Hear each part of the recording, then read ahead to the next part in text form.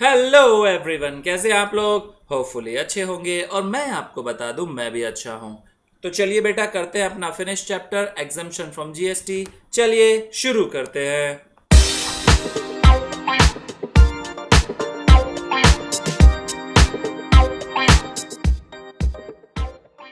Next अब बात करते हैं बेटा गुड्स ट्रांसपोर्टेशन सर्विसेज। अब गुड्स की ट्रांसपोर्टेशन हो रही है तो देखिए, services by way of transportation of goods by road except the service of, यानी अगर ट्रांसपोर्टेशन होता है गुड्स का रोड के थ्रू तो बेटा एग्जम्प्ट है। लेकिन अगर रोड के थ्रू हो रहा है, किसके थ्रू? जीटीए के थ्रू या कुरियर एजेंसी के थ्रू, तो उस केस में बेटा जीएसटी लग जाएगा।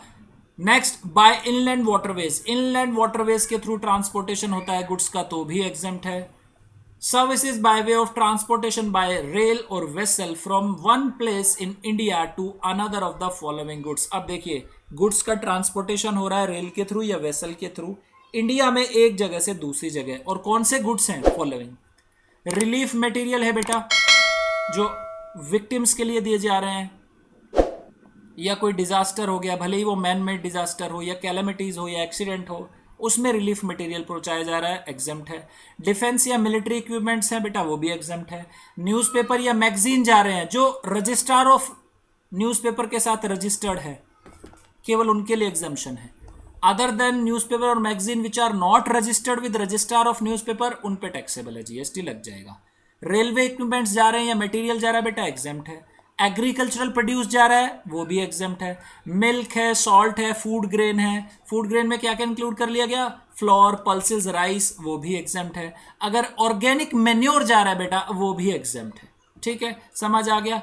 चलिए नेक्स्ट जीटीए की बात करते हैं। जीटीए सर्विस याद करिए बेटा, जीटीए सर्विस हमने वहां पर भी पढ़ा था आरसीएम में, इसके भी प्रोविजन मैं आपको बताता हूं अभी आरसीएम से कनेक्ट करके।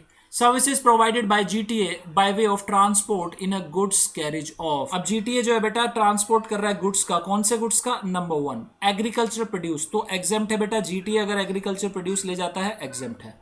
Goods where consideration charged for the transportation of goods on a consignment transported in a single carriage does not exceed 1500।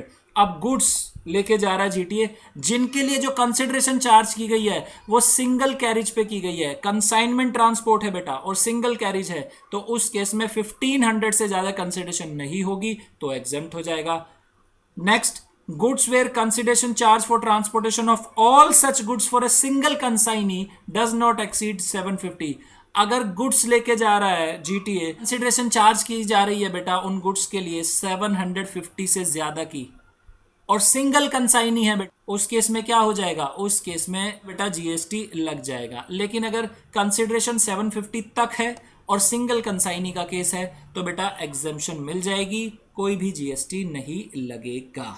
Next, milk, salt and food grain including floor, पर्सेज and rice, ये भी exempt है बेटा। जो ऊपर हमने पढ़ी अब वो सारी एंट्रीज आने वाली हैं।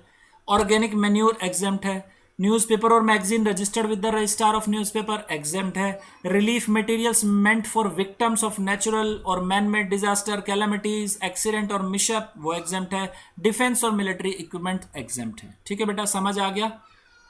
बेसिकली एंट्री नंबर 20 और 21 में जो डिफरेंस है वो ये है कि 20 में ट्रांसपोर्टेशन हो रहा है रेल और वेसल के थ्रू इंडिया में ही, और 21 में जीटीए के थ्रू हो रहा है। लेकिन कुछ आइटम्स जो 21 की है और 20 की है वो सेम है, जैसे relief material, defence, newspaper, railway, agriculture, milk, salt etcetera, organic menu, ये सेम है बेटा। दो एंट्रीज जो है जीटीए के केस में वो अलग हो जाती है। कंसाइनमेंट ट्रांसपोर्ट का केस है बेटा, तो उस केस में सिंगल कैरेज 1500 से ज्यादा नहीं होना चाहिए, और अगर सिंगल कंसाइनी का केस है तो उसमें 750। ये दो एंट्री एक्स्ट्रा है जीटीए के केस में। ठीक है, next entry number 21A, services provided by a GTA to an unregistered person including an unregistered casual taxable person other than the following recipient. देखिए क्या बात कर रही है एंट्री, एंट्री बात करती है कि सर्विस प्रोवाइड करा रहा है एक जीटीए अनरजिस्टर्ड पर्सन को तो एग्जम्पशन है, अनरजिस्टर्ड कैजुअल टैक्सेबल पर्सन है तो एग्जेम्प्ट है। लेकिन अदर देन फॉलोइंग रेसिपिएंट, अगर रेसिपिएंट बेटा ये हैं factory, society, cooperative society, body corporate, registered person है, पार्टनरशिप पर्सन है, कैजुअल टैक्सेबल पर्सन है, तो उस केस में बेटा एग्जम्पशन नहीं मिलेगी। याद करिए यहां इन सभी कैटेगरी में रिवर्स चार्ज का प्रोविजन लगा रखा है।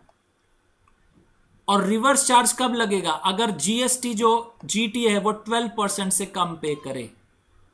फैक्ट्री के केस में, सोसाइटी के केस में, cooperative society, body corporate, partnership firm, casual taxable register person, उन सभी के केस में क्या है बेटा, आरसीएम के प्रोविजन लग जाते हैं।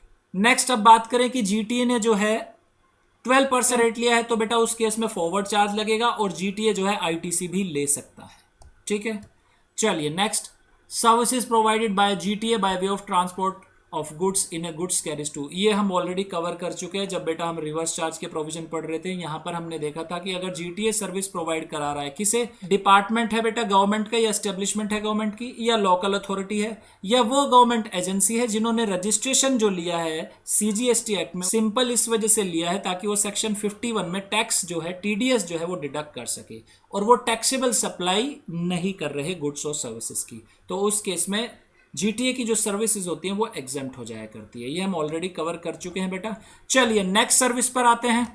अब बात करते हैं बेटा बैंकिंग एंड फाइनेंशियल सर्विसेज की। तो देखिए एंट्री नंबर 26 बात करती है सर्विसेज बाय द आरबीआई। अगर सर्विसेज प्रोवाइड कराता है आरबीआई तो बेटा वो हो जाएगी एग्जेम्प्ट। नेक्स्ट एंट्री नंबर 27 जो बात करती है services by way of clause A, extending deposits, loan और advances insofar as the consideration is represented by way of interest और discount। यहां पर देखिए बेटा एग्जेम्पशन जो दी जा रही है वो किसके लिए दी जा रही है, सिर्फ इंटरेस्ट और डिस्काउंट के लिए दी जा रही है। देखिए क्रेडिट कार्ड में जो इंटरेस्ट इन्वॉल्व होता है बेटा उसे एग्जेम्पशन नहीं मिली है। सिंपल इंटरेस्ट की कौन सी एग्जेम्पशन मिली है, जैसे बात करें अगर कोई फिक्स डिपॉजिट है या सेविंग बैंक पर कोई इंटरेस्ट मिल रहा है तो उस पर जो है बेटा जीएसटी नहीं लगेगा, या कोई लोन या ओवरड्राफ्ट फैसिलिटी प्रोवाइड कराई है बैंक ने, कंसिडरेशन उस पर इंटरेस्ट वो चार्ज कर रहा है, उस पर जीएसटी नहीं लगेगा। कोई मॉर्टगेजेस है बेटा या लोन है या कोई कॉर्पोरेट डिपॉजिट है तो इनकी वो बात कर रहे हैं यहाँ पर। ठीक है बेटा, नेक्स्ट क्लॉज बी की बात करते हैं।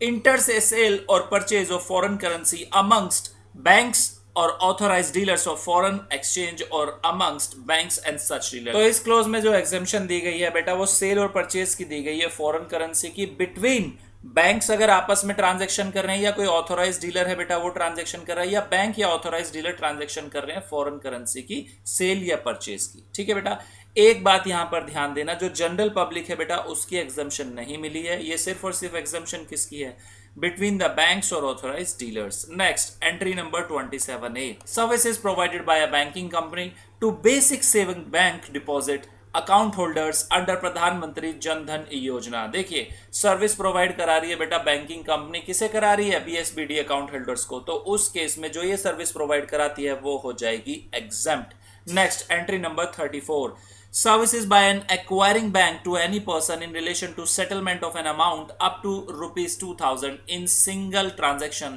transacted through debit card, credit card और charge card और other payment card services। तो बात कर रहे हैं यहाँ पर बेटा कि 2000 तक की अमाउंट की ट्रांजेक्शन कर रहे हैं और सर्विस प्रोवाइड करा रहा है एक्वायरिंग बैंक। एक्वायरिंग बैंक क्या होता है बेटा, एक्वायरिंग बैंक वो बैंक होता है जो पेमेंट करता है। जैसे देखिए बात करते हैं एक एग्जाम्पल की, सपोज देखिए एक पर्सन है बेटा मिस्टर ए और ये जाते हैं ग्रोसरी शॉप पर और वहां पर 2000 रुपीज की बेटा ये शॉपिंग करते हैं। ठीक है बेटा, अब ये जो पेमेंट कर रहे हैं ये अपने डेबिट कार्ड के थ्रू कर रहे हैं, तो लो यहां पर बोलता है एक्वायरिंग बैंक कौन सा बैंक है, मिस्टर ए का अकाउंट जिस बैंक में है बेटा वो क्या है, एक्वायरिंग बैंक है, यानी वो बैंक जो पेमेंट कर रहा है। अब यहाँ पर मिस्टर ए जब 2000 की पेमेंट करेंगे ग्रोसरी शॉप ओनर को, तो उस केस में जो एक्वायरिंग बैंक होगा वो सर्विस प्रोवाइड करा रहा है बेटा मिस्टर ए को, पेमेंट कर रहा है मिस्टर ए के बिहाफ पर, तो लॉ यहाँ पर बोलता है कि ये जो 2000 तक की अमाउंट है इस पर कोई भी बेटा जीएसटी नहीं लगेगा।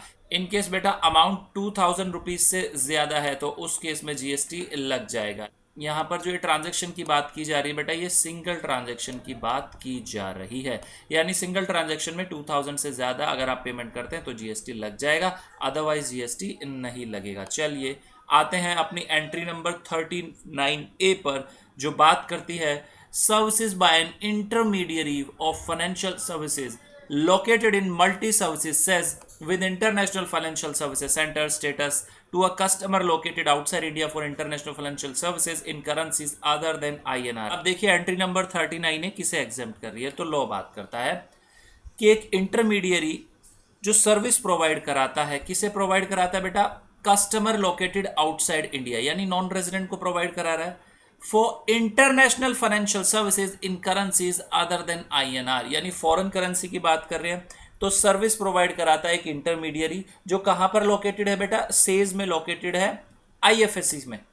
तो ये जो इंटरमीडियरी सर्विस प्रोवाइड कराता है बेटा नॉन रेजिडेंट को फॉरेन करेंसीज में, उस सर्विस को एग्जेम्प्ट कर रहे हैं। अब बात करते हैं इंटरमीडियरी है कौन। तो लो बात करता है जिसे गवर्नमेंट ऑफ इंडिया ने अपॉइंट किया है या परमिट किया है, या वो पर्सन बेटा जिसे ट्रीट किया गया है फॉरेन एक्सचेंज मैनेजमेंट रेगुलेशन 2015 के अकॉर्डिंग रेजिडेंट आउटसाइड इंडिया, या वो पर्सन जो रजिस्टर्ड है बेटा insurance regulatory and development authority of India में या IFSC गाइडलाइंस के अकॉर्डिंग, या वो पर्सन जिसे बेटा परमिट किया है सेबी ने, वो क्या है बेटा? इंटरमीडियरी ऑफ फाइनेंशियल सर्विसेज माना जाता है। तो यहां पर हमारी बेटा banking and financial services finish होती है। चलिए नेक्स्ट सर्विसेज की बात करते हैं। नेक्स्ट जो बेटा सर्विस शुरू होती है वो है हमारी लाइफ इंश्योरेंस बिजनेस सर्विसेज। अब लाइफ इंश्योरेंस बिजनेस से रिलेटेड जितनी भी सर्विसेज है उनकी रिगार्डिंग एग्जाम्पशन देखते हैं। तो एंट्री नंबर 28 बात करती है services of life insurance business provided by way of annuity under the NPS regulated by the pension fund regulatory and development authority of India under the pension fund regulatory and development authority act 2013। देखिए बात करते हैं कि service provide की जा रही है life insurance business की, और प्रोवाइड कैसे की जा रही है बेटा? एन्युटी के थ्रू NPS स्कीम में। तो ये जो सर्विस प्रोवाइड कराई जा रही है बेटा ये हो जाएगी एग्जेम्प्ट, इस पर GST नहीं लगेगा। Next, services of life insurance business provided और agreed to be provided by the army, naval and air force group insurance fund. देखिए अब लाइफ इंश्योरेंस बिजनेस की सर्विस प्रोवाइड करा रही है आर्मी, करा रही है या नेवल या air force group insurance funds provide करा रहे हैं बेटा। किसे प्रोवाइड करा रहे हैं? Members of army, navy and air force. तो उस केस में ये जो सर्विस है बेटा ये हो जाएगी एग्जेम्प्ट। नेक्स्ट 29A, ये बात करते हैं कि सर्विस प्रोवाइड कराई जा रही है लाइफ इंश्योरेंस की नेवल ग्रुप इंश्योरेंस फंड के द्वारा, और किसे कराई जा रही है बेटा? मेंबर या पर्सनल ऑफ कोस्ट गार्ड। तो उस केस में ये भी सर्विस हो जाएगी exempt. Next, service of life insurance business provided under the following scheme. कुछ स्कीम के नाम दिए हुए बेटा, इन स्कीम के अंडर जो है लाइफ इंश्योरेंस बिजनेस की सर्विसेज प्रोवाइड कराई जाती है तो वो भी हो जाएगी एग्जेम्प्ट। नंबर 1 जनश्री बीमा योजना, आम Aadmi Bima Yojana. Next is life micro insurance product as approved by insurance regulatory and development authority having maximum amount of cover 2 lakh. यहां पर बेटा ध्यान देना, यहां पर जो लाइफ माइक्रो इंश्योरेंस प्रोडक्ट है उसमें बेटा maximum amount of cover 2 lakh का होना चाहिए, तभी एग्जेम्पशन मिलेगी। लॉ ने डिफाइन किया बेटा लाइफ माइक्रो इंश्योरेंस प्रोडक्ट का मतलब क्या होता है कि any term insurance contract with और without return of premium, any endowment insurance contract और हेल्थ इंश्योरेंस कॉन्ट्रैक्ट विद और without an accident benefit rider either on individual और group basis as per term stated in schedule second appendant to the regulation. देखिए life insurance micro product होता है कि कोई term insurance होता है बेटा, ठीक है, भले उसमें प्रीमियम रिटर्न हो रहा है या ना हो, कोई एंडोमेंट इंश्योरेंस कॉन्ट्रैक्ट है या हेल्थ इंश्योरेंस कॉन्ट्रैक्ट है, एक्सीडेंट बेनिफिट हो या ना हो, या इंडिविजुअल बेसिस पे किया जा रहा है या बेटा ग्रुप बेसिस पे किया जा रहा है। तो लाइफ माइक्रो इंश्योरेंस प्रोडक्ट क्या है? एक टर्म इंश्योरेंस प्लान है, आप ऐसा याद कर सकते हैं, ठीक है। नेक्स्ट, वरिष्ठ पेंशन बीमा योजना, प्रधानमंत्री जीवन ज्योति बीमा योजना, प्रधानमंत्री जन धन योजना, प्रधानमंत्री व्यय वंदन योजना। तो बेसिकली बेटा जितनी भी लाइफ इंश्योरेंस बिजनेस की स्कीम है, तो अगर इनकी सर्विस प्रोवाइड कराई जा रही है तो ये क्या हो जाएगी बेटा? एग्जेम्प्ट हो जाएगी, GST इन पर नहीं लगेगा। चलिए next, entry number 11 services provided by specified bodies. ये बात करता है कि स्पेसिफाइड बॉडीज जो सर्विस प्रोवाइड कराती है उनके रिगार्डिंग एग्जेम्पशन देता है। Number 1 employees state insurance corporation बेटा सर्विस प्रोवाइड कराता है, उनकी भी सर्विस कर दी गई है exempt. Number 2 employees provident fund organisation, ये सर्विस प्रोवाइड कराता है, उसकी भी सर्विस कर दी गई है एग्जेम्प्ट। बेसिकली ये जो सर्विसेज प्रोवाइड कराते हैं बेटा ये अपने मेंबर्स को प्रोवाइड कराते हैं या उन एम्प्लॉयज को प्रोवाइड कराते हैं जो इस प्रोविजन के अंडर गवर्न होते हैं। चलिए एंट्री नंबर 31 है coals mine provident fund organisation, ये सर्विस प्रोवाइड कराता है बेटा, तो इसकी भी एग्जेम्प्ट हो जाएगी। सर्विसेज बाय NPS ट्रस्ट, ये प्रोवाइड करा रहा है अपने मेंबर को, उसकी भी सर्विस एग्जेम्प्ट हो जाएगी। लेकिन यहां पर ध्यान देना, जो NPS ट्रस्ट अपनी सर्विस प्रोवाइड कराता है वहां पर कंसिडरेशन वो रिसीव करता हो एडमिनिस्ट्रेटर फी में। अगर कंसिडरेशन वो अदर देन एडमिनिस्ट्रेटिव फी रिसीव कर रहा है तो बेटा सर्विस एग्जेम्प्ट नहीं होगी। नेक्स्ट बेटा, आईआरडीआई सर्विस प्रोवाइड कराता है इंश्योरर्स को, तो उस केस में आईआरडीआई जो भी सर्विस प्रोवाइड करा रहा है वो हो जाएगी एग्जेम्प्ट। नेक्स्ट एंट्री नंबर 33 जो बात करता है कि सेबी की सर्विसेज की, सेबी सर्विस प्रोवाइड कराता है बेटा, वो एग्जेम्प्ट कर दी गई है। लेकिन सर्विसेज कौन सी एग्जेम्प्ट की गई है? जो सेबी प्रोवाइड कराता है, प्रोटेक्ट करता है इन्वेस्टर का इंटरेस्ट सिक्योरिटीज में, या प्रमोट करता है या डेवलप करता है सिक्योरिटीज मार्केट को, या रेगुलेट करता है बेटा सिक्योरिटीज मार्केट को, तो ये सर्विस एग्जेम्प्ट की गई है। अदर देन दो services they are not exempted. ठीक है बेटा, चलिए जनरल इंश्योरेंस बिजनेस सर्विस की बात करते हैं। तो यहां पर भी बेटा स्कीम्स के नाम दिए हुए हैं कि ये जनरल इंश्योरेंस बिजनेस की स्कीम है, ये स्कीम सर्विस प्रोवाइड कराती है जनरल इंश्योरेंस बिजनेस की, तो उस केस में एग्जाम्पशन मिल जाएगी जीएसटी से। नंबर 1 हट इंश्योरेंस स्कीम है बेटा, कैटल इंश्योरेंस अंडर स्वर्ण जयंती ग्राम स्वरोजगार योजना, scheme for insurance of tribals, Janata personal accident policy and ग्रामीण accident policy, group personal accident policy for self employed women, agricultural pump set and field well insurance, premium collected on export credit insurance. Next is restructured weather-based crop insurance scheme approved by Government of India and implemented by the Ministry of Agriculture. Next is Jan Arogya Bima Policy, Pradhan Mantri Fasal Bima Yojana, pilot scheme on seed crop insurance, central sector scheme on cattle insurance, universal health insurance scheme, Rashtriya Swasthya Bima Yojana, coconut palm insurance scheme, प्रधानमंत्री सुरक्षा बीमा योजना, Nirbhaya health insurance scheme implemented by the trust constituted under the provision of the National Trust for the Welfare of Person with Autism, Cerebral Palsy, Mental Retardation and Multiple Disability। देखिए बेटा ये 17 तरह की जो है इंश्योरेंस स्कीम यहाँ पर provide कराई गई है। ये जनरल इंश्योरेंस बिजनेस में कवर होती है। प्रीवियस जो हमने पढ़ा था बेटा वो लाइफ इंश्योरेंस बिजनेस सर्विस थी, और यहाँ पे जो है बेटा ये है जनरल इंश्योरेंस बिजनेस। ठीक है, वहां पर लाइफ का इंश्योरेंस किया जाता था और यहाँ पर ये बेटा जनरल इंश्योरेंस है, यानी इसमें डिफरेंट तरह के इंश्योरेंस मिलेंगे अदर देन लाइफ। जैसे बात करते हैं बेटा यहाँ पर कैटल इंश्योरेंस दिया हुआ है कि जो फार्मर्स होते हैं वो अपने कैटल का इंश्योरेंस करा सकते हैं, या कोई ट्राइबल्स है वो अपना इंश्योरेंस करा सकते हैं, या कोई सीड क्रॉप है उसका इंश्योरेंस करा सकते हैं। हेल्थ इंश्योरेंस इसमें कवर कर लिया गया है। समझ आ गया डिफरेंस? चलिए नेक्स्ट बात करते हैं 36A क्या बात करती है? सर्विसेज बाय वे ऑफ री insurance of the insurance scheme specified in serial number 35 और 36। देखिए लॉ बात करता है, जो भी एंट्री नंबर 35 में हमने पढ़ा, 35 में क्या है बेटा? जनरल इंश्योरेंस बिजनेस सर्विस, और 36 में जो हमने इंश्योरेंस सर्विसेज पढ़ी, 36 में कौन सी है बेटा? 36 में है बेटा लाइफ इंश्योरेंस बिजनेस से रिलेटेड, जो अभी हमने पढ़ी थी। तो लॉ बोलता है इन इंश्योरेंसेस को अगर री इंश्योरेंस किया जा रहा है तो वो भी सर्विस क्या हो जाएगी बेटा? एग्जेम्प्ट हो जाएगी, जीएसटी उस पर नहीं लगेगा। चलिए पेंशन स्कीम, दो तरह की पेंशन स्कीम एग्जेम्प्ट की गई है बेटा। एक तो services by way of collection of contribution under the Atal pension योजना, और दूसरी है services by way of collection of contribution under any pension scheme of the state government.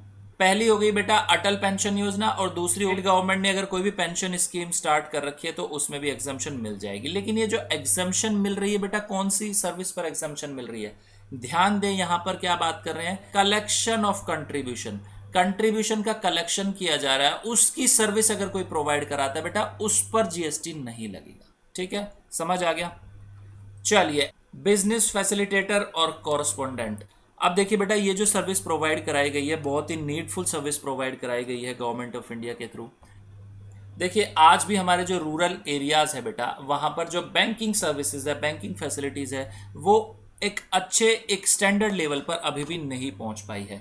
गांव में बेटा मुश्किल से 1 या 2 बैंक होते हैं, उस वजह से क्या होता है बेटा वहां के जो लोग होते हैं उन्हें प्रॉब्लम आती है बेटा बैंकिंग ट्रांजेक्शन करने में।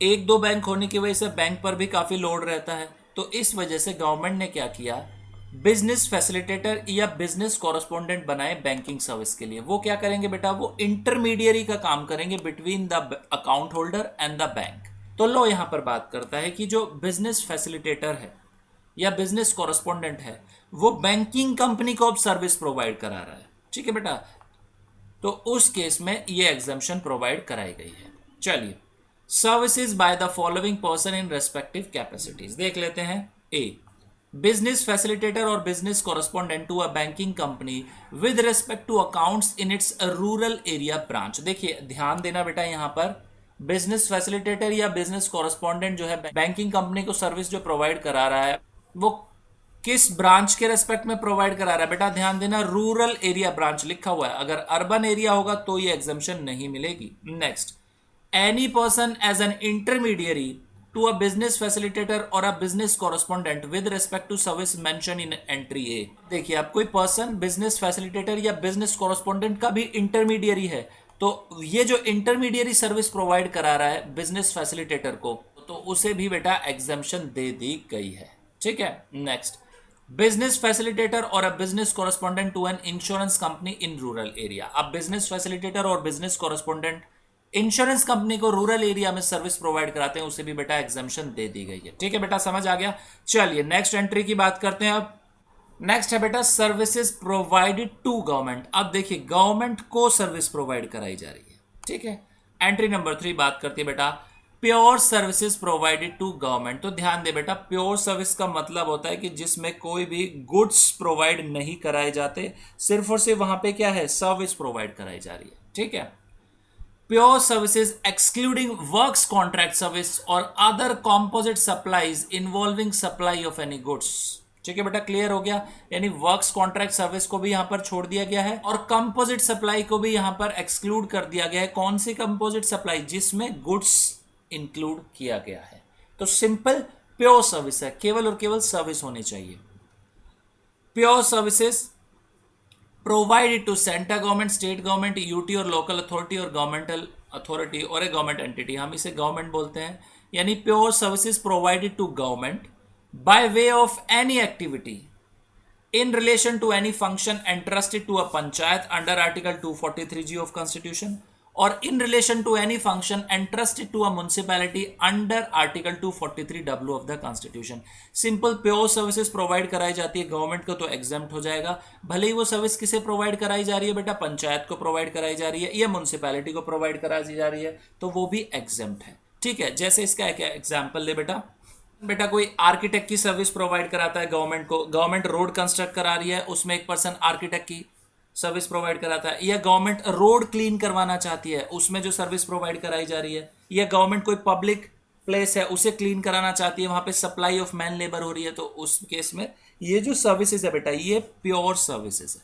ठीक है। Next, composite supply of goods and services to government. वहां पर देखिए एंट्री नंबर 3 में क्या था, प्योर सर्विसेज प्रोवाइड कराई जाती थी।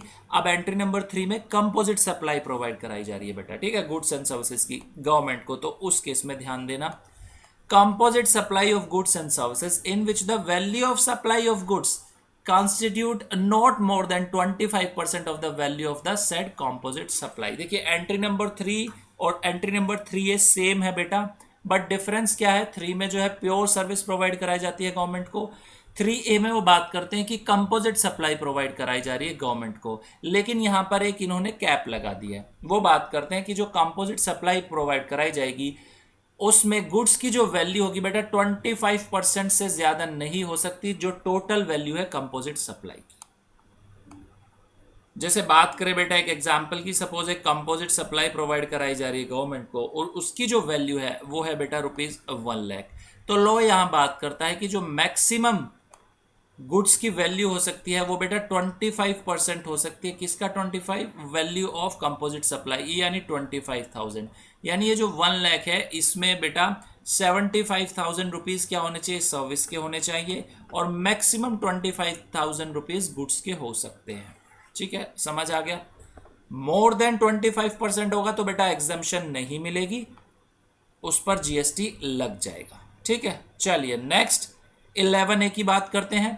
Services provided by fair price shops to central government, state government और UT by way of sale of food grains, kerosene, sugar, edible oil etcetera under PDS against consideration in the form of commission of margin. अब देखिए किसकी बात कर रहे हैं। देखिए आपने सुना होगा बेटा राशन की दुकान, जो राशन की दुकान होती है जहाँ पे चावल गेहूं ये सब मिलता है, वो बेसिकली पीडीएस सिस्टम में काम करती है बेटा, पब्लिक डिस्ट्रीब्यूशन सिस्टम, और ये क्या होती है, फेयर प्राइस शॉप। अब होता क्या है, गवर्नमेंट जो होती है आम जनता के लिए बेटा ये एडिबल चीज़ें होती है, तो गवर्नमेंट जो है यहाँ इन शॉप्स पर बेटा प्रोवाइड कराती है, और इन शॉप्स पे जो पर्सन होते हैं बेटा उन्हें गवर्नमेंट देती है कमीशन, ठीक है। और ये जो एडिबल आइटम्स होती हैं बेटा, ये पब्लिक को वहां पर फिर प्रोवाइड करा दी जाती है फेयर प्राइस पर। यानी जो यहाँ पर बेटा गुड्स मिलेंगे वो सब्सिडाइज प्राइस होते हैं गवर्नमेंट के, मार्केट वैल्यू से वो कम प्राइस पर दिए जाते हैं, प्रोवाइड कराए जाते हैं पब्लिक को, ठीक है। तो लो बात कर रहे हैं यहाँ पर, ये जो पर्सन यहाँ पर इन शॉप्स पर हैं, ये सर्विस प्रोवाइड करा रहे हैं गवर्नमेंट को, उस सर्विस पर बेटा जीएसटी नहीं लगेगा, ये बात की गई, ठीक है, समझ आ गया। चलिए नेक्स्ट एंट्री की बात करते हैं। सर्विस प्रोवाइड कराती है बेटा कोई सेंट्रल गवर्नमेंट, स्टेट गवर्नमेंट या UT, under any insurance scheme for which total premium is paid by central government, state government और यूटी। किसी भी इंश्योरेंस स्कीम में जिसमें प्रीमियम किसने पे किया है, सेंट्रल गवर्नमेंट ने, स्टेट गवर्नमेंट ने या यूटी ने, ठीक है, समझ आ गया।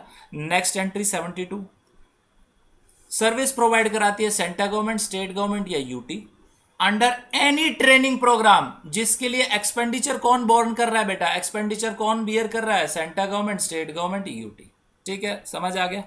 सर्विस जो प्रोवाइड कराता है जीएसटीएन, किसे प्रोवाइड कराता है बेटा, सेंट्रल गवर्नमेंट को, स्टेट गवर्नमेंट को, यूटी को। तो उस केस में ये जो सर्विस प्रोवाइड कराता है जीएसटीएन, उस पे एग्जेम्पशन दे दी गई है, उस पे जीएसटी नहीं लगेगा। नेक्स्ट इज बेटा लीजिंग सर्विसेज, एंट्री नंबर 41, समझिए बेटा। देखिए बेटा एंट्री नंबर 41 में क्या बात करते हैं कि जो एसजीआईडीसी होते हैं, state government industrial development corporation, या एंटिटी जिसमें बेटा गवर्नमेंट 50% से ज्यादा ओनरशिप हेल्ड करती है, ये बेसिकली बेटा क्या प्रोवाइड कराते हैं असेसीज को, ये लीज पर प्रोवाइड कराया करते हैं बेटा असेसीज को लैंड, ठीक है। अब ये लैंड किस पर्पस के लिए प्रोवाइड कराया जाता है, ये जो लैंड प्रोवाइड कराया जाता है बेटा, ये प्रोवाइड कराया जाता है ताकि असेसी वहां पर क्या बनाए, इंडस्ट्री प्लॉट्स बनाए या इंफ्रास्ट्रक्चर बिल्ड करे बेटा फॉर फाइनेंशियल बिजनेसेस के लिए। तो सिंपल इन लैंड को बोला क्या जाता है, इन्हें बोला जाता है बेटा इंडस्ट्री प्लॉट्स, या दूसरा इनका जो नाम दिया जाता है वो दिया जाता है plots for development of infrastructure for financial businesses, ठीक है। अब जब एसएससी को ये लैंड प्रोवाइड कराए जाते हैं बेटा डेवलपमेंट करने के लिए या बिल्ड करने के लिए या इंडस्ट्रियल प्लॉट बनाने के लिए, तो एसएससी क्या करता है, एसजीआईडीसी या एंटिटी को कुछ अमाउंट दिया करता है बेटा, जिसे हम अपफ्रंट अमाउंट बोलते हैं, प्रीमियम भी बोला जाता है, सलामी या कॉस्ट प्राइस या डेवलपमेंट चार्जेस बोला जाता है, ठीक है बेटा। ये जो अमाउंट देता है एसएससी, तो लॉ बात करता है इस अमाउंट पर जीएसटी नहीं लगेगा, ठीक है, इतना समझ आ गया।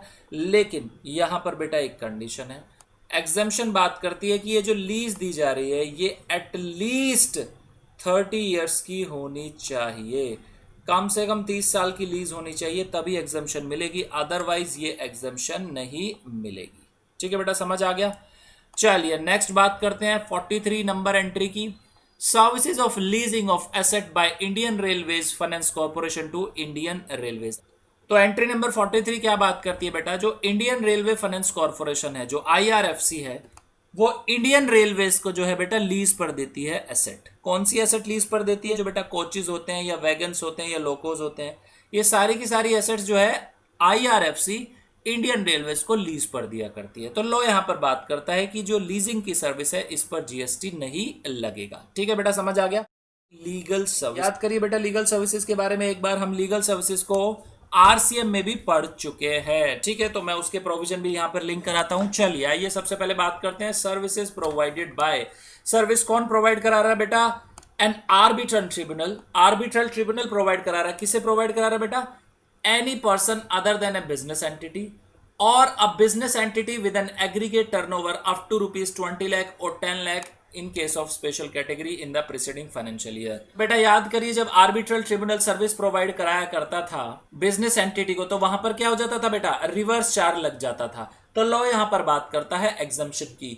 एग्जम्पशन में क्या प्रोवाइड कराया उन्होंने कि अगर arbitral tribunal other than business entity को सर्विस प्रोवाइड करा रहा है किसी भी पर्सन को, वो एग्जेम्प्ट है, और एक ऐसी बिजनेस एंटिटी को जिसका एग्रीगेट टर्नओवर 20 लाख है और 10 लाख है स्पेशल कैटेगरी स्टेट में, तो एग्जेम्प्ट है। तो बेटा प्रोविजन क्या बना, प्रोविजन ये बना कि अगर सर्विस प्रोवाइड करा रहा है आर्बिट्रल ट्रिब्यूनल, किसे करा रहा है बेटा, बिजनेस एंटिटी को, बिजनेस एंटिटी, तो उस केस में हम क्या करेंगे बेटा, टर्नओवर चेक करेंगे। अगर टर्नओवर उस बिजनेस एंटिटी का मोर देन 20 लाख या 10 लाख है तो उस केस में रिवर्स चार्ज मैकेनिज्म लग जाएगा और अगर बेटा टर्नओवर उसका 20 लाख तक है या 10 लाख तक है तो उस केस में क्या होगा बेटा, कोई भी जीएसटी का प्रोविजन एप्लीकेबल नहीं होगा। समझ आ गया?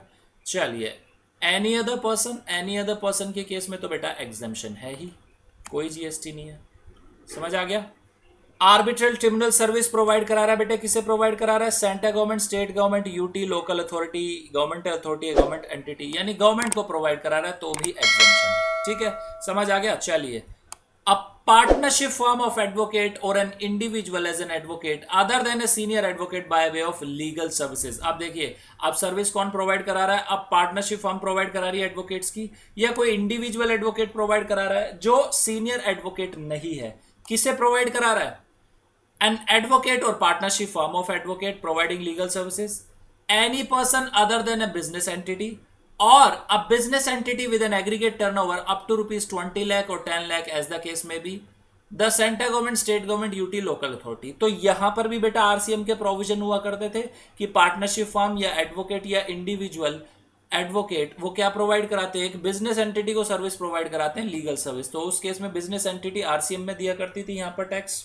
अब प्रोविजन क्या बने बेटा? अब प्रोविजन ये बने कि एक पार्टनरशिप फर्म या एडवोकेट अगर बिजनेस एंटिटी को प्रोवाइड कराती है लीगल सर्विस, तो उस केस में अगर बिजनेस एंटिटी का टर्नओवर 20 लाख या 10 लाख है तो एग्जम्पशन मिल जाएगी, कोई जीएसटी नहीं है। और अगर टर्नओवर मोर देन 20 लाख या 10 लाख है तो उस केस में बिजनेस एंटिटी जो है आरसीएम में जीएसटी पे करेगी। ठीक है।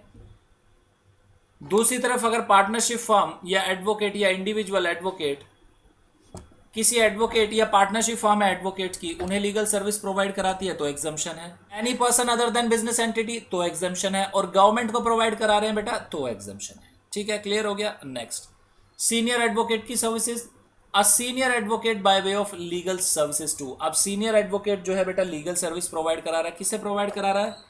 Any person other then business entity तो एग्जम्पशन मिल जाएगी।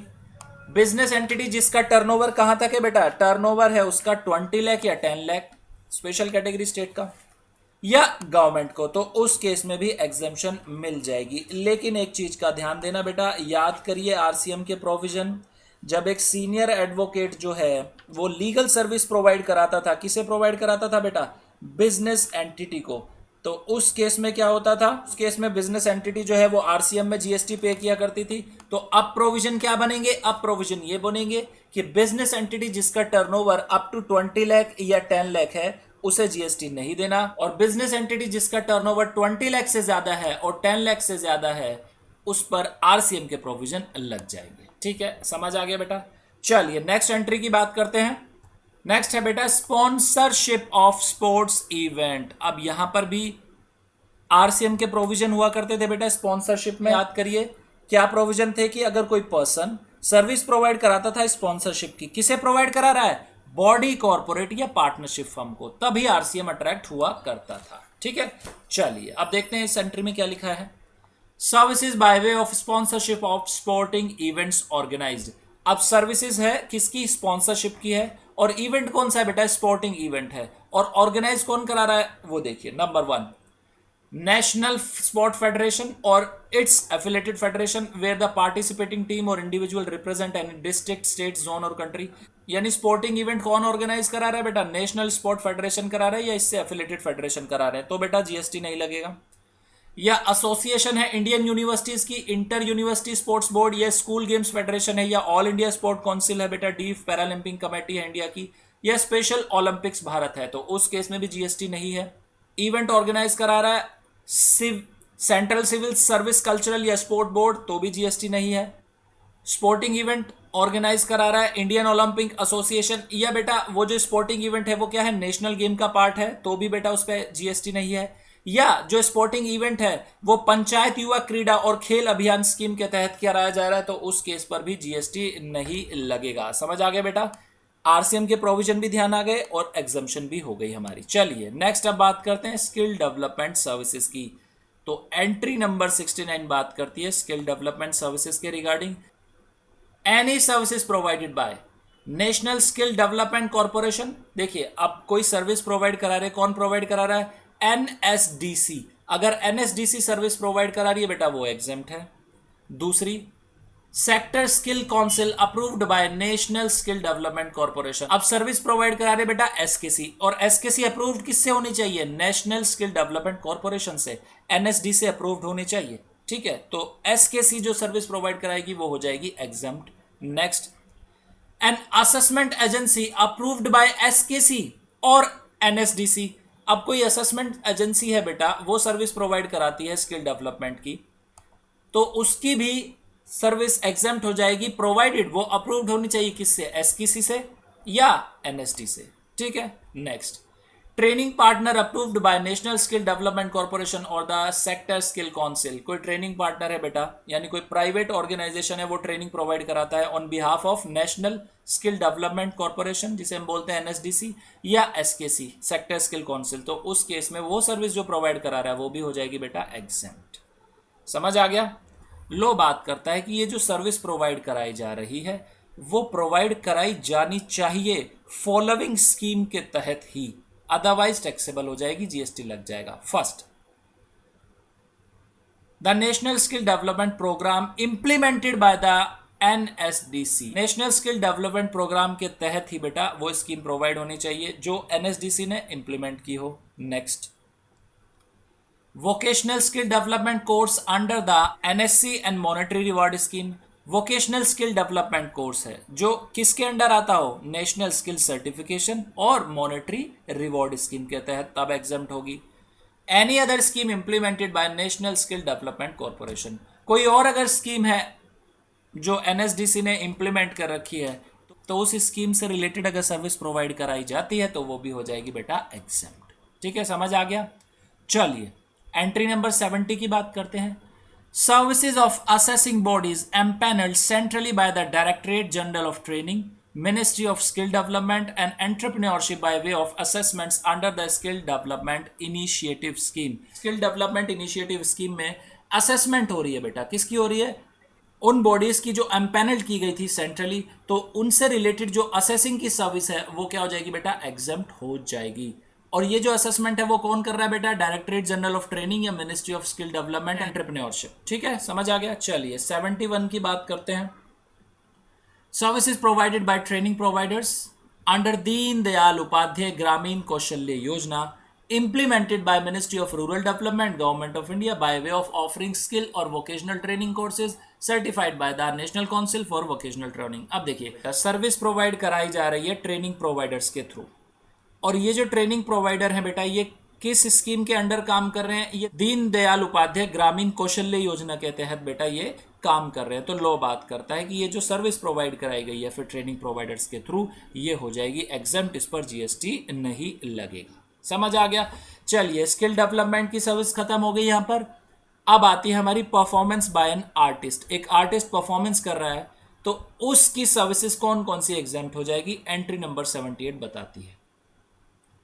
Services by an artist by way of a performance in folk और क्लासिकल आर्ट फॉर्म्स ऑफ। अब एक आर्टिस्ट है बेटा, वो परफॉर्मेंस कर रहा है फोक या क्लासिकल आर्ट की, नंबर 1 म्यूजिक की और डांस की या थिएटर की। तीन चीजें हैं बेटा, एमडीटी, या म्यूजिक से रिलेटेड कोई सर्विस दे रहा है या डांस से रिलेटेड या थिएटर से रिलेटेड, लेकिन होनी क्या चाहिए? फोक या क्लासिकल आर्ट होना चाहिए। ठीक है बेटा। If the consideration charged for such performance is not more than 1,50,000 are exempt from GST। अगर कंसिडरेशन उस परफॉर्मेंस की 1,50,000 तक है तो बेटा ये एग्जेम्प्ट हो जाएगी, उस पर जीएसटी नहीं लगेगा। जैसे बात करें, एक आर्टिस्ट है वो कुचिपुड़ी डांस कर रहा है और उसे बेटा 1 लाख की पेमेंट की जा रही है, तो लो बात करता है ये जो 1 लाख की पेमेंट की गई है इस पर जीएसटी नहीं लगेगा। समझ आ गया? दूसरी तरफ बात करें, एक क्लासिकल डांसर है लेकिन वो डांस कौन सा कर रहे हैं? वो डांस कर रहे हैं बेटा बैले डांस। तो बैले डांस कोई क्लासिकल नहीं है, ना ही फोक डांस है, तो उस केस में इस पर जीएसटी लग जाएगा, भले ही अमाउंट 1,50,000 से बेटा कम हो। ठीक है। एक बात ध्यान देना बेटा, जो ब्रांड एम्बेसडर की सर्विसेज है वो टैक्सेबल होती है, उन पर जीएसटी लग जाता है, वो इसमें कवर नहीं होती। ठीक है। नेक्स्ट जो सर्विस है बेटा, right to admission to various events. अब देखते हैं वेरियस इवेंट्स में एडमिशन हो रहा है, यानी बेसिकली आप क्या कर रहे हैं बेटा, एंट्री टिकट खरीद रहे हैं, तो उस टिकट पे जो है जीएसटी लगेगा या नहीं लगेगा उसकी बात कर रहे हैं। Entry number 79, services by way of admission to a museum, national park, wildlife sanctuary, tiger reserve और जू। अगर आप किसी म्यूजियम में जाते हैं या नेशनल पार्क में जाते हैं या वाइल्ड सेंचुरी में जाते हैं बेटा, टाइगर रिजर्व या जू में जाते हैं और वहां पे जाके आप परचेज करते हैं उनका एंट्री टिकट, तो उस एंट्री टिकट पर जो अमाउंट होगी उस पर जीएसटी नहीं लगेगा। लो ये बात करता है। लेकिन जू को यहाँ पर इन्होंने डिफाइन किया है। जू का मतलब एक ऐसी प्लेस है, भले ही वो मोबिल हो या स्टेशनरी, यानी फिक्स्ड हो या फिक्स्ड ना हो, जहां पर जो एनिमल्स होते हैं वो एग्जीबिशन के लिए होते हैं, पब्लिक के लिए। और इसमें सर्कस को बेटा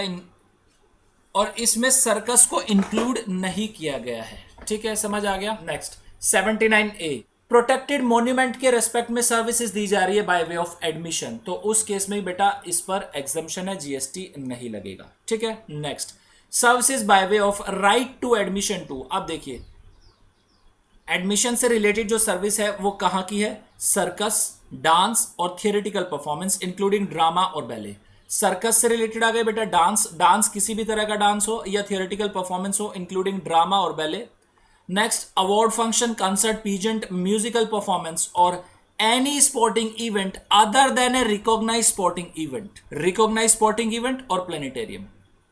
तो लॉ यहां पर बात करता है इन चारों के केस में ABCD, सर्कस है, बैले है, थियोरेटिकल परफॉर्मेंस है, या अवार्ड फंक्शन है, कंसर्ट है, पीजेंट है, या म्यूजिकल परफॉर्मेंस है, या कोई स्पोर्टिंग इवेंट है जो रिकॉग्नाइज स्पोर्टिंग इवेंट नहीं है, या कोई रिकॉग्नाइज स्पोर्टिंग इवेंट है, या प्लेनेटेरियम है। इन चारों के केसेस में लॉ बात करता है अगर consideration for right to admission up to 500 per person है तो बेटा एग्जम्पशन मिल जाएगी, मोर देन 500 है तो एग्जम्पशन नहीं मिलेगी। ठीक है। रिकॉग्नाइज स्पोर्टिंग इवेंट क्या होता है बेटा? तो जैसे कि हमने स्पॉन्सरशिप सर्विस में देखा था, अगर वो सारी अथॉरिटीज यानी कोई नेशनल स्पोर्ट फेडरेशन है या एफिलेटेड फेडरेशन है या कोई बेटा यूनिवर्सिटी है या स्कूल है या एसोसिएशन है बेटा इंडियन यूनिवर्सिटीज का, या बेटा ऑल इंडिया स्पोर्ट काउंसिल है या पैरालंपिक कमेटी है इंडिया की, या बेटा पंचायत युवा क्रीडा है, services by an unincorporated body और a non profit entity. Basically यहां पर जो सर्विसेज की बात की जा रही है वो बात की जा रही है, जैसे आपने सुना हो जो हमारी कोऑपरेटिव सोसाइटीज़ होती हैं या हमारे फार्मर जो होते हैं उनके लिए APMCs जो होते हैं वो सर्विसेज प्रोवाइड कराते हैं अपने मेंबर्स को। तो उन मेंबर्स को जो सर्विस प्रोवाइड कराई जा रही है वो कौन कौन सी सर्विस एग्जेम्प्ट हो जाएगी उसकी बात करते हैं। चलिए, services by an unincorporated board or a non-profit entity registered under any law for the time being in force to its own members। ध्यान देना बेटा, यहां पर जो वर्ड है own member की बात की गई है। by way of a reimbursement of charges or share of contribution, यानी सर्विस प्रोवाइड कराते हैं अनइनकॉर्पोरेटेड बॉडी या कोई नॉन प्रॉफिट एंटिटी अपने मेंबर्स को, और बदले में क्या लेते हैं बेटा? रीइंबर्स कर लेते हैं चार्जेस, मेंबर उन्हें प्रोवाइड करा देते हैं या रीइंबर्स कर देते हैं उनके चार्जेस या शेयर कर देते हैं कंट्रीब्यूशन। तो लॉ बात करता है कौन कौन सी सर्विसेज जो है एग्जेम्प्ट हो जाएगी। Number 1, as a trade union, अगर कोई ट्रेड यूनियन बन के वो सर्विस प्रोवाइड करा रहे हैं तो एग्जेम्प्ट है। For provision of carrying out any activity which is exempt from the levy of GST, वो सर्विस प्रोवाइड कराई जा रही है जिसपे GST नहीं लगता तो भी एग्जेम्प्ट है, वो ऑलरेडी एग्जेम्प्ट है तो यहां पर भी एग्जेम्प्ट कर दिया गया।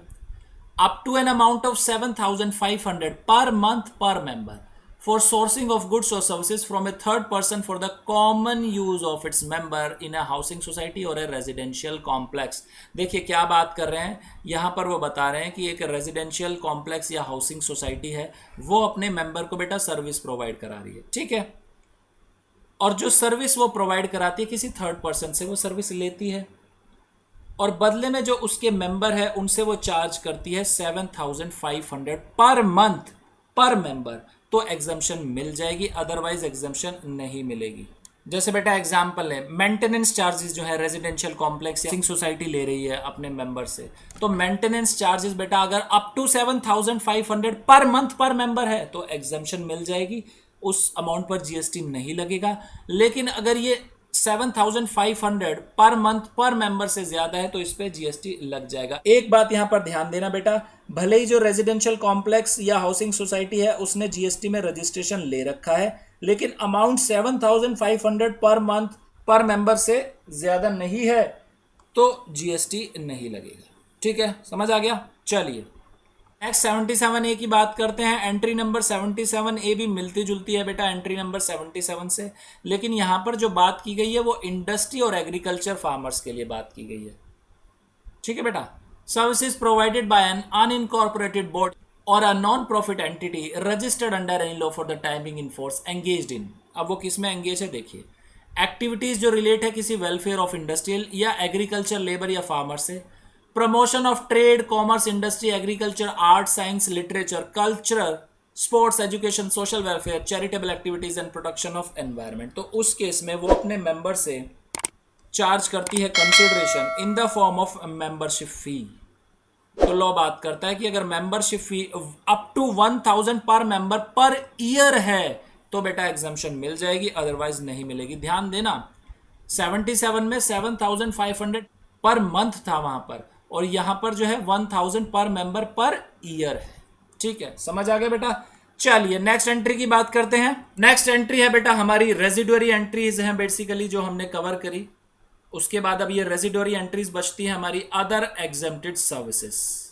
Number 2, services by way of transfer of a going concern as a whole और as an independent part thereof. देखिए बेटा एंट्री नंबर 2 क्या बात करती है कि अगर कोई पर्सन अपना बिजनेस ट्रांसफर कर रहा है एज ए गोइंग कंसर्न, तो उस केस में ये जो वो सर्विस प्रोवाइड करा रहा है transfer of a going concern की, तो वो सर्विस क्या हो जाएगी बेटा, एग्जेम्प्ट हो जाएगी। ठीक है, गोइंग कंसर्न का मतलब क्या होता है बेटा, गोइंग कंसर्न का मतलब होता है कि जो ट्रांसफर किया जा रहा है रनिंग बिजनेस का, वो जो परचेजर है वो इसे कंटिन्यू करेगा एज एन इंडिपेंडेंट बिजनेस। ठीक है, वो उसे बंद नहीं कर रहा, तो ये क्या होता है बेटा, ट्रांसफर करना होता है बिजनेस का गोइंग कंसर्न पर। चलिए नेक्स्ट बात करते हैं। नेक्स्ट है बेटा एंट्री नंबर 9B जो बात करती है supply of services associated with transit cargo.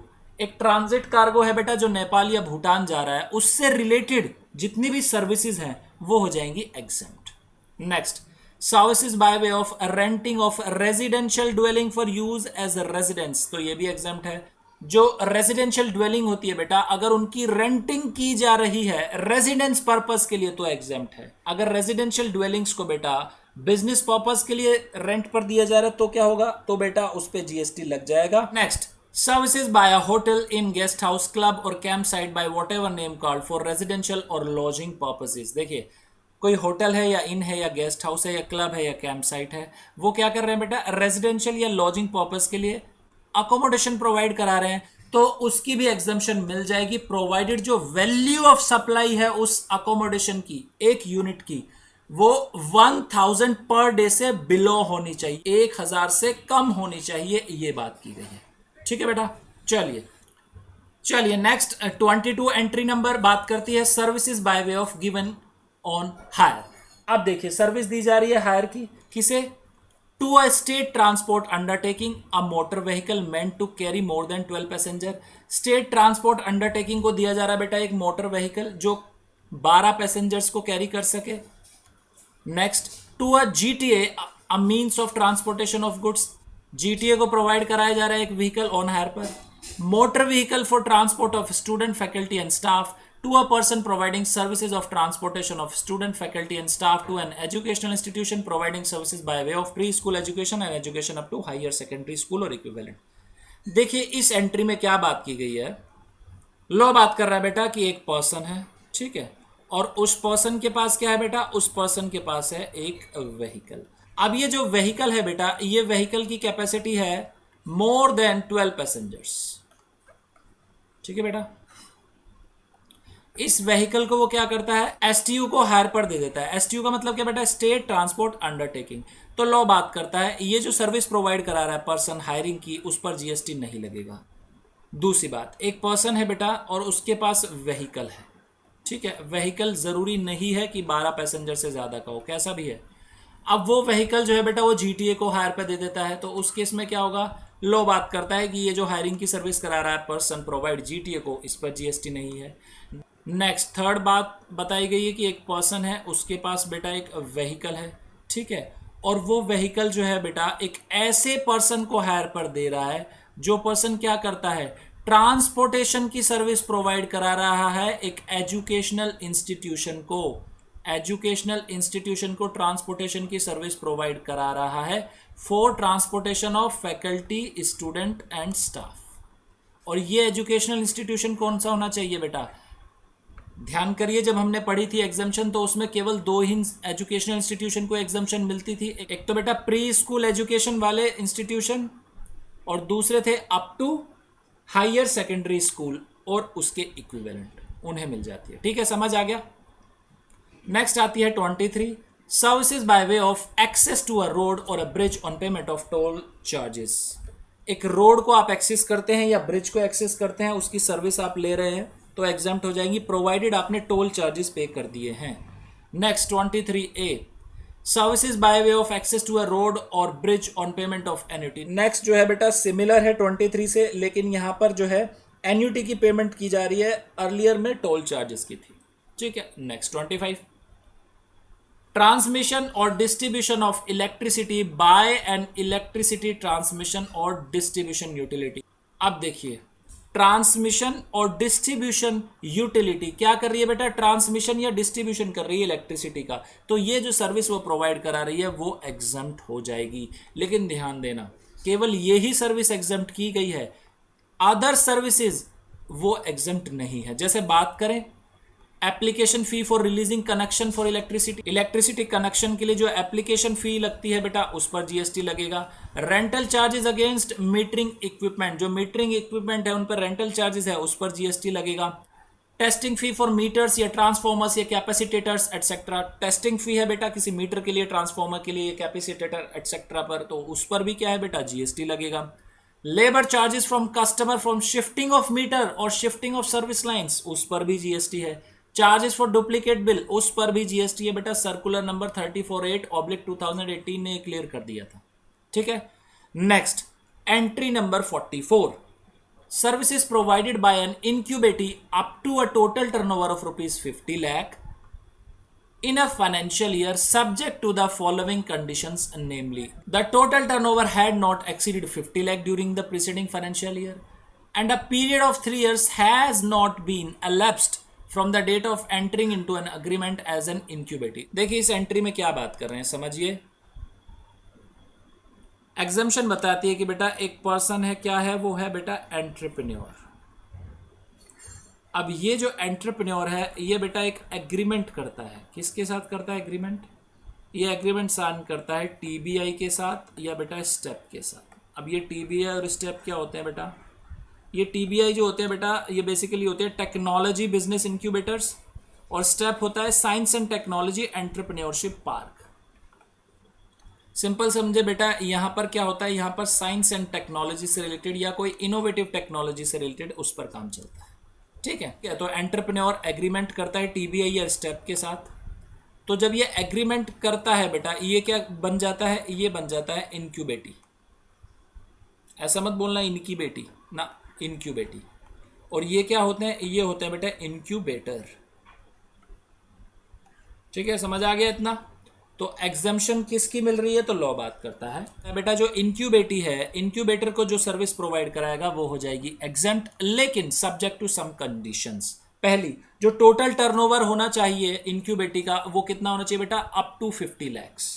दूसरा, 3 साल का पीरियड जो है एक्सपायर्ड नहीं होना चाहिए from the date of entering into agreement, यानी जो ये एग्रीमेंट हुआ है इनक्यूबेटर के साथ इसे बेटा 3 साल से ज्यादा का टाइम नहीं होना चाहिए। तो क्या बनी बेटा एग्जम्पशन? एग्जम्पशन बनी कि जो एग्रीमेंट बना इनक्यूबेटी और इनक्यूबेटर के बीच में, उस एग्रीमेंट के 3 साल तक इनक्यूबेटी जो भी सर्विसेज प्रोवाइड कराएगा up to total turnover of 50 lakh वो एग्जम्प्ट हो जाएगी। मोर देन 50 लाख होते ही वो टैक्सेबल हो जाएगी, या अगर 50 लाख तक ही है टोटल टर्नओवर इनक्यूबेटी का, लेकिन एग्रीमेंट 3 साल से ज्यादा हो गए तो भी टैक्सेबल हो जाएगी, जीएसटी लग जाएगा। ठीक है बेटा, दोनों कंडीशन फुलफिल होनी चाहिए।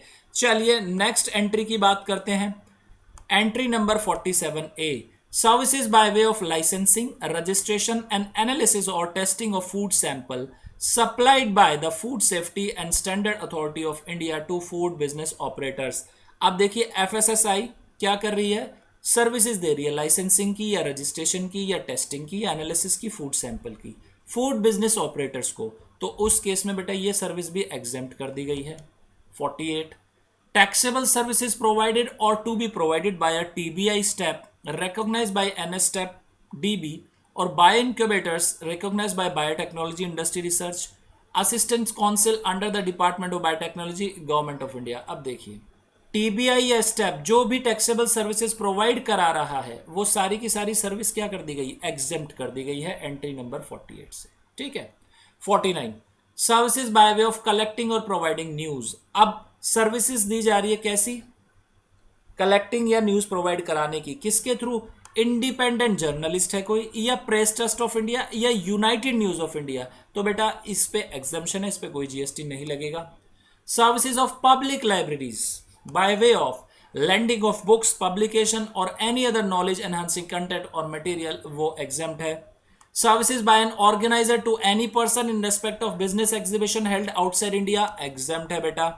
Services by way of slaughtering of animals, वो भी exempt है। slaughtering क्या होता है बेटा, बूचड़ खाने, जहां पर एनिमल्स को क्या किया जाता है बेटा, मारा जाता है, उस मीट को क्या किया, सेल किया जाता है। ठीक है, जो रिकॉग्नाइज्ड होते हैं स्लॉटरिंग हाउस, वहां पे अगर स्लॉटरिंग होती है एनिमल्स की तो वहां पर एग्जम्पशन है।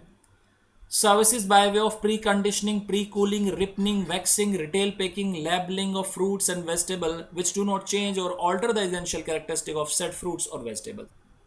अगर कोई सर्विस प्रोवाइड कराई जाती है pre conditioning, pre cooling, ripening, waxing या रिटेल पैकिंग की या लेबलिंग की, फ्रूट्स या वेजिटेबल के रेस्पेक्ट में, जो उसका एसेंशियल कैरेक्टर नहीं चेंज करते, तो वो सर्विसेज भी हो जाएंगी एग्जेम्प्ट। सर्विस प्रोवाइड करा रहा है national centre for cold chain development, cold chain knowledge डिससेमिनेशन provide कराकर, तो उस केस में ये सर्विस भी क्या हो जाएगी बेटा, एग्जेम्प्ट हो जाएगी। Next, services by a foreign diplomatic mission located in India, service provide करा रहा है बेटा फॉरेन डिप्लोमेटिक मिशन जो इंडिया में लोकेटेड है, वो एग्जेम्प्ट है। Services by way of providing information under the RTI act, entry number 65 ये बात करती है कि सर्विस प्रोवाइड कराई जा रही है आरटीआई एक्ट में इंफॉर्मेशन को प्रोवाइड कराकर, तो ये भी एग्जेम्प्ट है। नेक्स्ट, एंट्री नंबर 68 जो बात करती है services provided to a recognise sports body. अब देखिए रिकॉग्नाइज स्पोर्ट्स बॉडी को अगर कोई सर्विस प्रोवाइड कराता है, कौन, an individual as a player, player provide करा रहा है बेटा, एग्जेम्प्ट है। रेफरी करा रहा है, एग्जेम्प्ट। एम्पायर, कोच या team manager for participation in sporting event organised by a recognise sport body. ध्यान देना यहां पर, जो recognise sport body recognise sporting event को कराएंगी, उसी में अगर कोई इंडिविजुअल प्लेयर है, रेफरी है, एम्पायर है, कोच है या टीम मैनेजर है, वो अपनी सर्विस प्रोवाइड कराते हैं तो एग्जेम्प्ट हो जाएगा। नेक्स्ट, सर्विस प्रोवाइड कराई जा रही है एक रिकॉग्नाइज स्पोर्ट्स बॉडी को, किसके द्वारा, अनदर रिकॉग्नाइज स्पोर्ट्स बॉडी, तो भी एग्जेम्प्ट है। Next, entry number 75 services provided by operators of the common biomedical waste treatment facility to a clinical establishment by way of treatment or disposal of biomedical waste or the process incidental thereto। जो recognise authorities होते हैं जो disposal करते हैं उन biomedical waste का, वो service provide करा रहे हैं अपनी किसे, क्लिनिकल एस्टेब्लिशमेंट को, उन बायोमेडिकल वेस्ट के डिस्पोजल के लिए, तो वो जो सर्विस प्रोवाइड कराते हैं वो हो जाती है एग्जेम्प्ट। ठीक है। Next, entry number 76 services by way of public conveniences such as provision of facilities of bathroom, washroom, laboratories, urinal और टॉयलेट्स। देखिए जो पब्लिक कन्वीनियंसेस की होती हैं, जैसे आपने सुना होगा सुलभ शौचालय, ये सब इनकी जो सर्विस प्रोवाइड कराई जाती है बेटा, उस पर भी जीएसटी नहीं लगता, वो भी एग्जेम्प्ट है। तो यहां पर बेटा हमारा एग्जाम्पशन चैप्टर फिनिश होता है। इस चैप्टर से जितने भी रिलेटेड क्वेश्चन है आपके पास, उन्हें अच्छे से करिए और ध्यान दे बेटा, बहुत ही इंपॉर्टेंट ये टॉपिक रहा है। भले ही आप फाइनल लेवल की बात करें या इंटरमीडिएट लेवल की बात करें, ये बहुत ही इंपॉर्टेंट चैप्टर होता है हमारे सभी लेवल के लिए। इस चैप्टर से रिलेटेड जितने भी क्वेश्चन है बेटा, अच्छे से उसे अप्लाई करें, बिना देखे करें। ऐसा नहीं करना है कि क्वेश्चन सामने रखी है और बुक में आप आंसर देखते जा रहे हैं, नहीं बेटा ऐसा मत करना, क्योंकि यहां पर तो आप क्या कर रहे हो, सिंपली ऑडिट कर रहे हैं। ऑडिट जब करोगे तो यहां पर लगेगा आपको कि मुझे क्वेश्चन आता है, लेकिन जब आप एग्जाम में जाएंगे, वहां पर क्वेश्चन पेपर आएगा, वहां पर सारी चीजें धुंधली धुंधली नजर आएगी, कुछ भी याद नहीं आने वाला। इसलिए ईमानदारी से क्वेश्चन करना, अपने आप को धोखा मत देना। ये धोखा जो आप दोगे अपने आप को दोगे। ठीक है बेटा, तो यहां तक हम रखते हैं आज की क्लास। हमारे 4 चैप्टर इसमें खत्म हो चुके हैं। तो ये थे बेटे हमारी आज की क्लास। अब आप करिए इसका रिवीजन। इन केस अगर आपको आती कोई प्रॉब्लम तो आप हमें कमेंट सेक्शन में लिख सकते हैं। आप हमें व्हाट्सएप भी कर सकते हैं। हमारा व्हाट्सएप नंबर है 8287377353। तो बेटा मिलते हैं नेक्स्ट क्लास में।